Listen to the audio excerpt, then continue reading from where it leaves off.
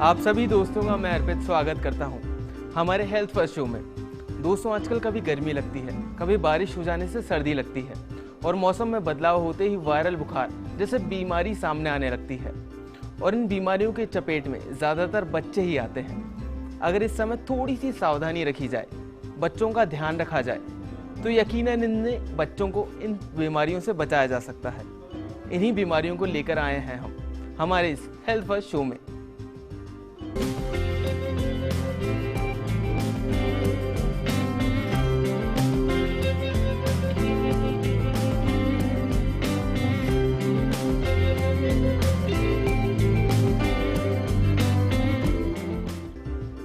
आज हम बात करेंगे वायरल फीवर की।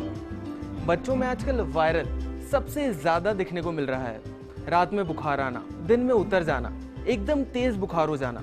अगर बच्चों को बुखार हो तो उनको हर दवाई नहीं दे सकते हैं हम। कैसे बच्चों का ध्यान रखना है, किन किन चीज़ों से उन्हें बचाना है, आपकी इन्हीं समस्याओं को सुलझाने आज हमारे साथ स्टूडियो में मौजूद हैं डॉक्टर अनुराग शर्मा। डॉक्टर साहब, आपका बहुत बहुत स्वागत है हमारे शो में। Thank you. डॉक्टर साहब से आप जान सकते हैं कि कैसे वायरल की चपेट से आप बच सकते हैं, कि कैसे कुछ छोटी छोटी प्रिकॉशंस आपको बुखार से बचा सकती है।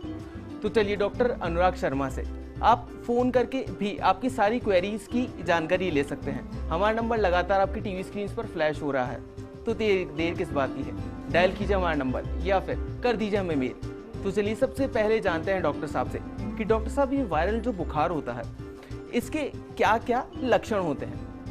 देखो, वायरल बुखार बहुत तरह से प्रेजेंट कर सकता है। अमूमन बुखार के साथ इसमें हल्का सा जुकाम, हल्की सी खांसी या उल्टियाँ और दस्त, ये प्रमुख लक्षण वायरल बुखार के साथ एसोसिएटेड हो सकते हैं। और बुखार की दवाई देते हैं, बुखार उतर जाता है, कुछ देर में, कुछ घंटों में वापस से बुखार आता है।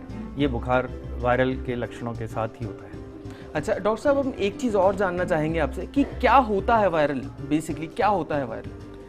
वायरल उस बीमारी को बोलते हैं जिसमें वायरस उसका ईटियोलॉजिकल एजेंट होता है। बीमारी इन्फेक्शन कई चीज़ों से हो सकता है, बैक्टीरिया भी हो सकते हैं और भी एटिपिकल ऑर्गेनिजम्स हो सकते हैं। उन्हीं में से प्रमुखता वायरल इलनेसेस जो सबसे कॉमनली मिलती हैं। तो विभिन्न प्रकार के वायरसेस होते हैं और विभिन्न प्रकार की उनकी प्रेजेंटेशंस और बीमारियां होती हैं। ओके, तो डॉक्टर साहब अब हम आपसे जानना चाहेंगे कि कैसे फैलता है ये वायरस, क्या क्या कारण होते हैं इसके फैलने के?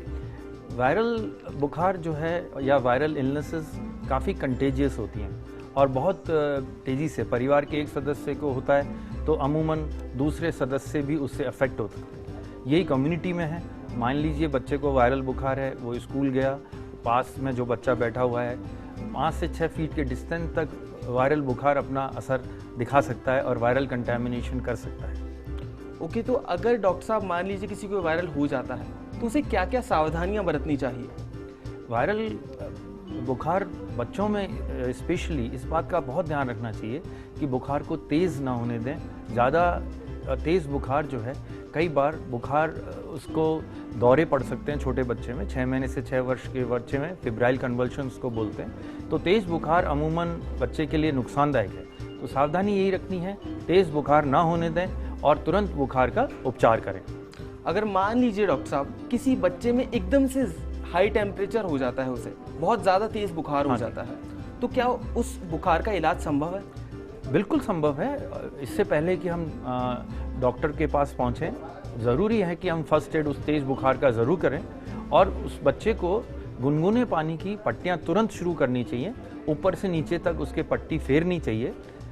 पट्टी का एक तरीका होता है जिसको रोटेशन स्पॉन्जिंग बोलते हैं। रोटेशन स्पॉन्जिंग में पट्टी एक जगह पर रखने के बजाय हम ऊपर से नीचे तक पट्टी को फेरते हैं। रखने से उतना अच्छा असर नहीं आता जितना पट्टी फेरने से आता है। तो रोटेशन स्पॉन्जिंग करें और पानी, ठंडा पानी जो नॉर्म था पहले कि ठंडा पानी इस्तेमाल करना है, बर्फ़ का पानी इस्तेमाल करना है, उसकी इतनी आवश्यकता नहीं है। गुनगुने पानी से भी हम बच्चे का बुखार उतना ही अच्छा उतार सकते हैं। अगर डॉक्टर साहब जो 1 साल से छोटे बच्चे होते हैं उनमें भी अक्सर देखा गया कि वायरल बुखार की परेशानी देखने को मिलती है, तो 1 साल से छोटे बच्चों के लिए क्या क्या प्रिकॉशंस रखनी चाहिए? 1 साल से छोटे बच्चे को जहाँ तक हो सके अपने धुले हुए हाथों से ही उसको हाथ लगाना चाहिए। उसके बच्चे के भी हाथ दिन में 4-5 बार धोने चाहिए, क्योंकि इस उम्र पे बच्चा हर चीज़ को हाथ में लेता है, हर चीज़ को मुंह तक लेके जाता है हाथ से, तो ये चीज़ें उसको कंटामिनेशन और वायरल और इलनेसेस का कारण बनती हैं। तो ये अपने को ध्यान रखना चाहिए उसकी सफाई का, और जो भी व्यक्ति उसको अटेंड कर रहे हैं उनकी सफाई का, और भीड़ भाड़ के इलाकों से छोटे बच्चे को दूर रखना चाहिए। डॉक्टर साहब, अगर मान लीजिए किसी भी आदमी को 3 दिन से ज़्यादा बुखार रहता है तो ही वो वायरल माना जाएगा, और या फिर पहले भी हम इसे वायरल कह सकते हैं? वायरल अमूमन 3 दिन के बाद तो नीचे आने लगता है बुखार। तो अगर वो 3 दिन से ज़्यादा का बुखार है और तेज़ ही लगातार चल रहा है, तो इस बात का डायग्नोसिस संशय है कि उसको वाकई में वायरल है कि नहीं। बुखार शुरू में ज़्यादातर वायरल, क्योंकि मोस्ट कॉमन है, यही माना जाता है। तो अगर 5 दिन से ज़्यादा चल रहा है और उसको बुखार नीचे नहीं आ रहा है, तो ज़रूर ये सोचना चाहिए कि कहीं वायरल के अतिरिक्त कोई और बीमारी, मलेरिया, टाइफाइड, या उसको आने वाले समय में हेपेटाइटिस, इस तरह का कोई डेवलपमेंट तो नहीं हो रहा है। और अगर मान लीजिए किसी को वायरल हो गया है, तो डॉक्टर साहब खाने में भी क्या क्या प्रिकॉशंस रखनी चाहिए, और या फिर कि नहीं सब कुछ दे सकते हैं मरीज़ को? वायरल बुखार में कोई अतिरिक्त प्रिकॉशन की ज़रूरत नहीं होती, तो खाने पीने में सब कुछ वो दिया जा सकता है। कोई अगर आवश्यक हो, कोई लक्षण ऐसा हो रहा हो कि दस्त हो रहे हैं, तो दस्त हो रहे हो तो ऐसे में जूसी फ्रूट्स और इस तरह की चीज़ें नहीं देनी चाहिए जो ज़्यादा दस्तावर हो, है ना। और पर अगर उसको सिर्फ बुखार ही है तो खाने पीने का कोई रेस्ट्रिक्शन नहीं है, बल्कि अतिरिक्त मात्रा में उसको पानी का सेवन करना चाहिए, अतिरिक्त मात्रा में उसको फ्लूइड्स लेने चाहिए आहार में। ओके, तो डॉक्टर साहब कौन कौन से फ्रूट्स का सेवन करना चाहिए मरीज़ को, कि मतलब कोई स्पेसिफिक फ्रूट्स हैं या फिर सभी तरह के फल फूल ले सकते हैं? सभी वो फ्रूट्स ले सकते हैं, सभी वेजिटेबल्स ले सकते हैं, सभी कुछ कर्ड ले सकते हैं, सभी खाना वो ले सकते हैं, कोई। अच्छा, और डॉक्टर साहब अक्सर देखा गया है कि जो वायरल के जो मरीज़ होते हैं उनमें आज शाम को वायरल चढ़ा, कल सुबह फिर उतर गया, फिर चढ़ा फिर उतर गया वायरल। हाँ, तो इन मरीजों को क्या क्या प्रिकॉशन रखनी चाहिए और कितने समय में और कैसे दूर किया जा सकता है इस परेशानी को? देखिए, वायरल बुखार या कोई भी और बुखार, सब में ये प्रवृत्ति होती है कि बुखार आएगा, बुखार की दवाई देंगे, उतर जाएगा और बुखार वापस आएगा। तो उसके लिए यही है कि समय पे उपचार और निदान हो। सिर्फ ये नहीं मान के चल सकते कि वायरल ही है, और ये डॉक्टर द्वारा निश्चिंत होना चाहिए पहले जाकर कि भाई ये वायरल है और ये इतना टाइम लेगा। तो उसमें ऐसा प्रवृत्ति रहती है, और 3 से 5 दिन में धीरे धीरे फिर वो उतर जाता है। अगर आप भी जानना चाहते हैं डॉक्टर साहब से वायरल बुखार के बारे में, अपनी कोई भी समस्या का समाधान, तो आप डॉक्टर साहब को कॉल कर सकते हैं। हमारा नंबर लगातार आपकी टीवी स्क्रीन पर फ्लैश हो रहा है। डॉक्टर साहब, अभी के लिए एक चीज़ और मैं आपसे जानना चाहूँगा कि कोई स्पेसिफिक एज है जिन्हीं लोगों को वायरल होता है, या फिर सभी एज ग्रुप के लोगों को वायरल की समस्या सामने आती है? वायरल बुखार, वायरल इलनेसेस किसी भी एज ग्रुप के लोगों को अफेक्ट कर सकती हैं, पर सबसे कॉमनली 5 वर्ष से कम बच्चों में ज़्यादा पाया जाता है, क्योंकि उनकी नेचुरल इम्यूनिटी डेवलप होने में टाइम लगता है, इसलिए, और जो जल्दी वो पकड़ में आते हैं छोटे बच्चे। अच्छा डॉक्टर साहब, वायरल में अक्सर देखा जाता है कि शरीर बहुत ही कमज़ोर हो जाता है, तो इम्यूनिटी बढ़ाने के लिए क्या किया जाए कि जिससे इम्यून सिस्टम और ज़्यादा मजबूत हो सके लोगों का? जैसा मैं कह रहा था कि वायरल बुखार के दौरान किसी भी डाइटरी रेस्ट्रिक्शन को नहीं करना चाहिए। जो भी बच्चे को पसंद है और जो भी हम दे सकते हैं उसको ज़रूर देना चाहिए, और अतिरिक्त रूप से पानी उसको पिलाना चाहिए, तो उसको डेफिनेटली कमज़ोरी जो है कम रहेगी, कमज़ोरी कम महसूस होगी। क्योंकि वायरल को एक तरह से बदन तोड़ बुखार भी बोल सकते हैं, क्योंकि पूरा शरीर टूटता है, उसमें मांसपेशियों में दर्द रहता है, जोड़ों में दर्द रह सकता है, सिर दर्द हो सकता है, तो ये भी वायरल बुखार के साथ जुड़ी हुई लक्षण होते हैं। डॉक्टर साहब, बैक्टीरिया के संक्रमण और वायरल में क्या अंतर होता है? एक बेसिक जो डिफरेंस होता है वो क्या होता है? वायरल बुखार अमूमन, जैसा मैंने बताया, हल्का सा जुकाम, खांसी या उल्टी या थोड़े से दस्त के साथ प्रेजेंट कर सकता है। बैक्टीरियल संक्रमण अक्सर बहुत तेज़ बुखार के साथ आता है, और उसको किसी ना किसी सिस्टम पर्टिकुलर को वो अफेक्ट करता है। मान लीजिए उसको बैक्टीरियल निमोनिया हो रहा है तो उसको खांसी बहुत तेज़ होगी, सांस में तकलीफ होगी, या बैक्टीरियल उसको डायरिया हो रहा है तो दस्त बहुत ज़्यादा होंगे, और दस्तों में खून भी आ सकता है, तो और बहुत उल्टियाँ साथ में जुड़ सकती हैं। तो बैक्टीरियल इन्फेक्शन जनरली बहुत तीव्रता के साथ आता है वायरल के मुकाबले। डॉक्टर साहब, आगे भी हम वायरल के बारे में जानते रहेंगे, लेकिन अभी के लिए एक कॉलर है हमारे साथ। हाँ, अमित हैं, ये जयपुर से। अच्छा, तो अमित जी, आपका बहुत बहुत स्वागत है हमारे शो में। पूछिए आप क्या पूछना चाहते हैं डॉक्टर साहब से। डॉक्टर साहब, मेरे एक 5 साल की बेटी है छोटी, उसको पिछले 4 से 5 दिन से लगातार बुखार आ रहा है, फिर जा रहा है, फिर आ रहा है, फिर चला जाता है बुखार। हाँ जी, तो क्या कारण है ये? अमित जी, हम वायरल बुखार के बारे में बात कर रहे थे। सबसे कॉमन कारण तो यही है, पर क्योंकि अब 4-5 दिन हो चुके हैं और कोई लक्षण है उसको, कोई और सिम्टम, कोई और बात बुखार के अतिरिक्त भूख कम लगना या उल्टी, दस्त, खांसी, कुछ और लक्षण है अमित जी? लगता है डॉक्टर साहब अमित जी का संपर्क हमारे साथ कट गया है, लेकिन डॉक्टर साहब आप उन्हें सारी प्रिकॉशंस बता दीजिए क्या क्या रखनी चाहिए। तो उनको यही है कि अब क्योंकि इतने दिन हो गए हैं तो उस जो भी लक्षण उसके साथ में अगर जुड़ा हुआ है तो तुरंत डॉक्टर को दिखा के और जो भी नेसेसरी टेस्ट अगर की ज़रूरत है, क्योंकि वायरल की मियाद हम मानते हैं कि आमतौर पे 5 दिन के अंदर बुखार कम होना चाहिए। अभी वो कह रहे हैं कि बुखार की तीव्रता कम नहीं हो रही है, तो उनको वायरल बुखार और उसके अतिरिक्त जो भी बीमारियां उनका निदान कराना आवश्यक है। अगर मान लीजिए डॉक्टर साहब ये जो वायरल है, आप कह रहे हैं मैक्सिमम इसकी मियाद होती है 5 से 7 दिन, अगर फिर भी 7 दिन में नहीं जाता है वायरल फीवर, तो क्या किया जा सकता है? तो वो वायरल फीवर नहीं कहलाएगा। ओके। आमतौर पे वायरल फीवर से यही होता है कि वो नीचे आ जाता है इन दिनों में, तो दूसरी बीमारी की ओर ध्यान देना आवश्यक है और उनका उस हिसाब से निदान और उपचार आवश्यक है। अगर आप भी जानना चाहते हैं वायरल फीवर से जुड़ी भी किसी भी समस्या का समाधान, तो आप भी डॉक्टर साहब को कॉल कर सकते हैं हमें। हमारा नंबर लगातार आपकी टीवी स्क्रीन पर फ्लैश हो रहा है। डॉक्टर साहब, एक चीज़ मैं और जानना चाहूँगा कि अक्सर देखा गया है कि लोग वायरल फीवर होने पर कि घर में दवाइयाँ देते हैं, कुछ नुस्खे अपना लेते हैं, तो वही देनी चाहिए और या फिर डॉक्टर से प्रिकॉशन बहुत ज़रूरी है? बहुत आवश्यक है कि कोई भी बीमारी हो डॉक्टर से कंसल्ट किया जाए, उनसे परामर्श लिया जाए और उनके अनुसार ही जो है दवाई दी जाए, क्योंकि दवाई देना सिर्फ मात्रा उसकी बहुत ज़रूरी होती है बच्चों में स्पेशली। अगर सही मात्रा में नहीं दी तो फ़ायदे की जगह नुकसान हो सकता है। उसको कितनी बार देना है, कितनी डोज देनी है, ये सब डॉक्टर ही सलाह देंगे सही से, तो डॉक्टर से परामर्श लेके उसके अनुसार ही दवाइयाँ देनी चाहिए। डॉक्टर साहब, अभी के लिए कॉलर हमारे साथ हैं, अजमेर से हैं ये बबलू जी। बबलू जी, आपका बहुत बहुत स्वागत है। आप पूछिए, क्या पूछना चाहते हैं डॉक्टर साहब से? सर, मेरे को ये पूछना है, हमारे लड़के को रेगुलर बचपन से जुकाम रहता है। हाँ जी, क्या उम्र है उसकी बबलू जी? उसकी डॉक्टर साहब 13 साल की उम्र है।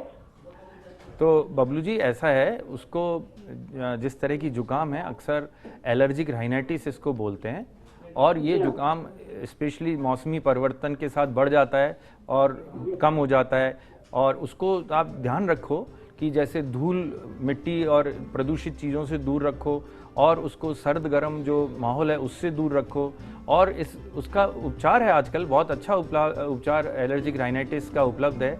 एक स्प्रे आता है जो नाक में डालने के लिए दिया जाता है, उसको 2 या 3 महीने तक लेने से एलर्जिक राइनाइटिस का बहुत अच्छा उपचार, और एक टेबलेट भी अवेलेबल है जो अगर रात को सोते वक्त ली जाएगी तो थोड़ा लंबे टाइम तक हो सकता है देनी पड़े, और उसका बाकायदा इलाज हो सकता है। अभी वक्त तो चला एक छोटे से ब्रेक का, जल्द वापस लौटते हैं हेल्थ फर्स्ट में। लेकिन हाँ, आप हमें लगातार कॉल कर सकते हैं, हमारा नंबर आपकी टीवी स्क्रीन पर फ्लैश हो रहा है।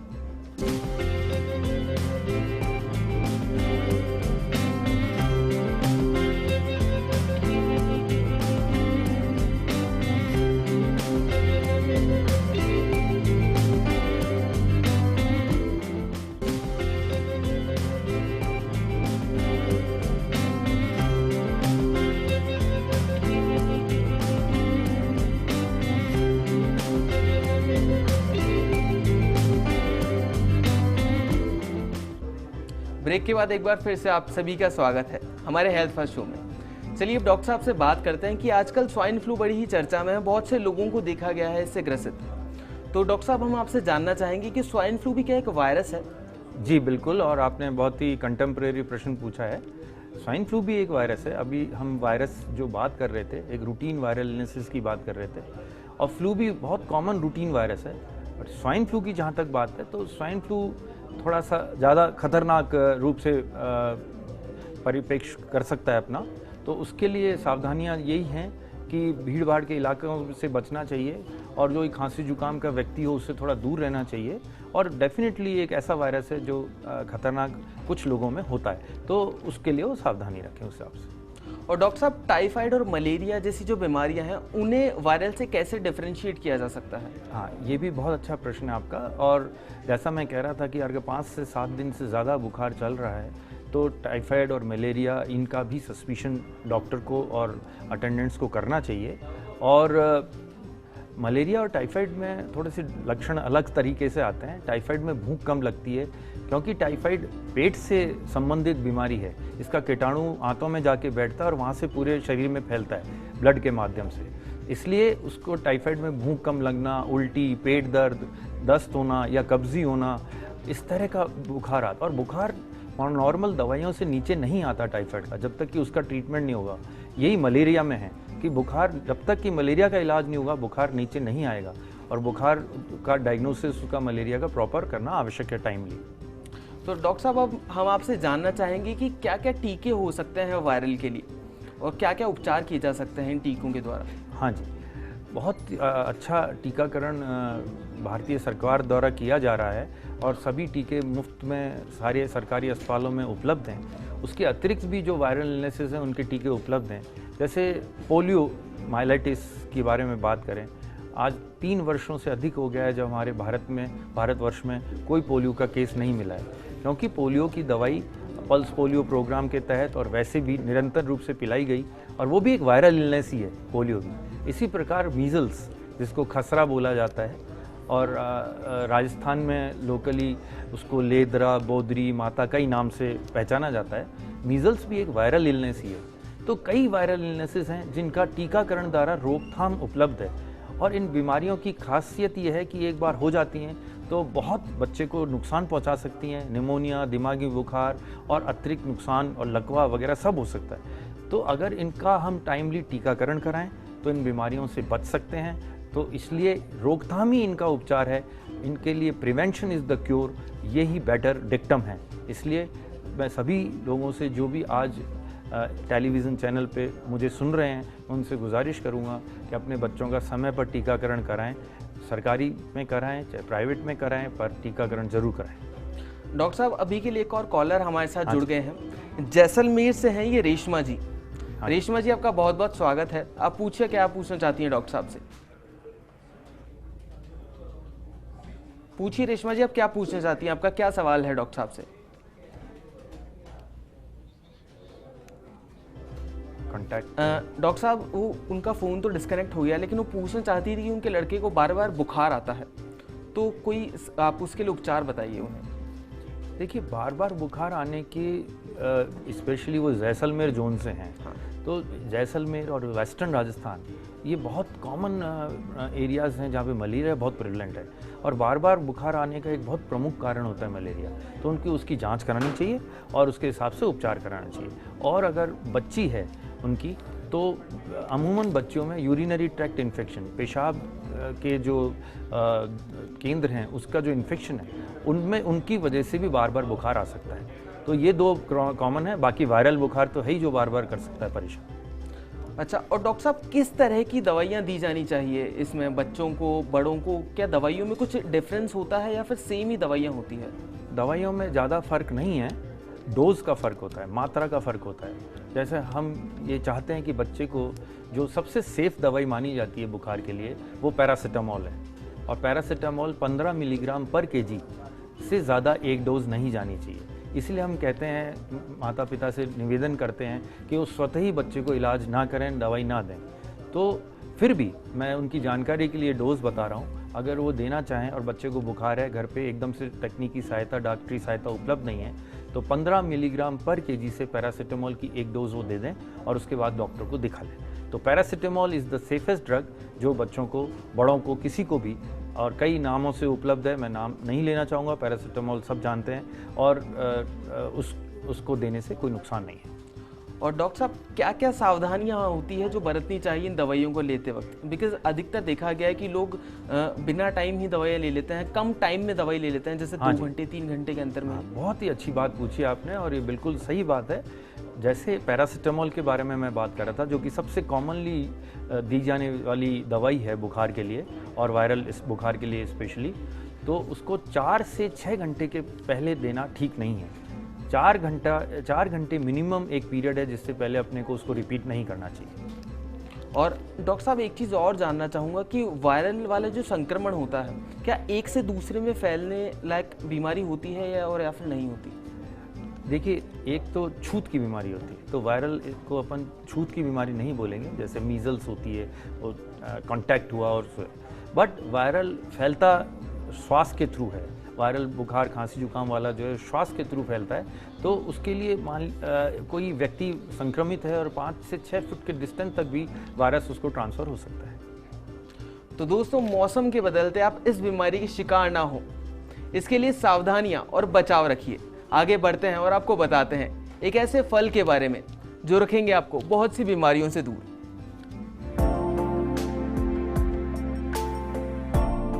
अनार शब्द सुनते ही एक कहावत याद आ जाती है, एक अनार 100 बीमार।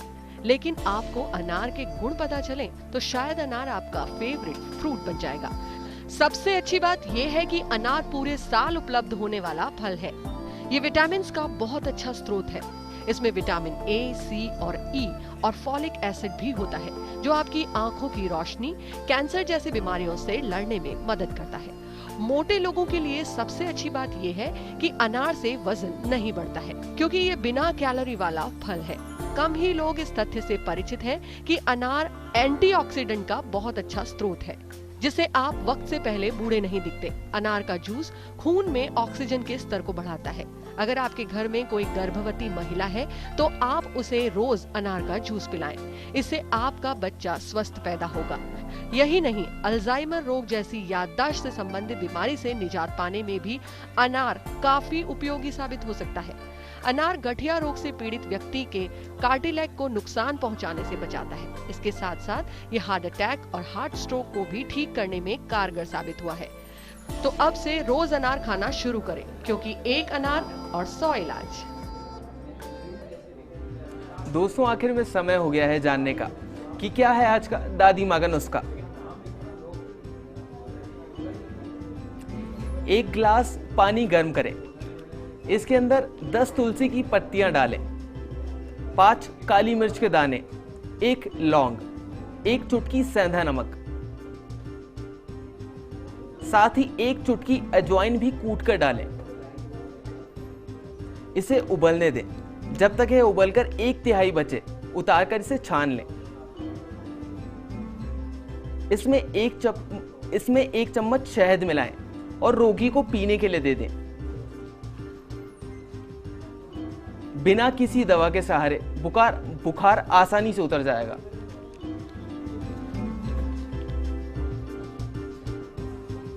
आशा करते हैं कि हमारे शो आपको बहुत पसंद आया होगा।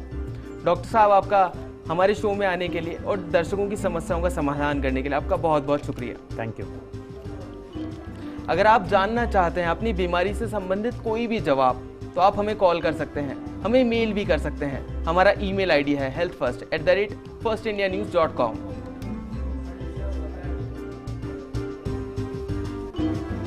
अगले शनिवार फिर होगी आपसे मुलाकात। तब तक के लिए दीजिए हमें इजाजत। नमस्कार।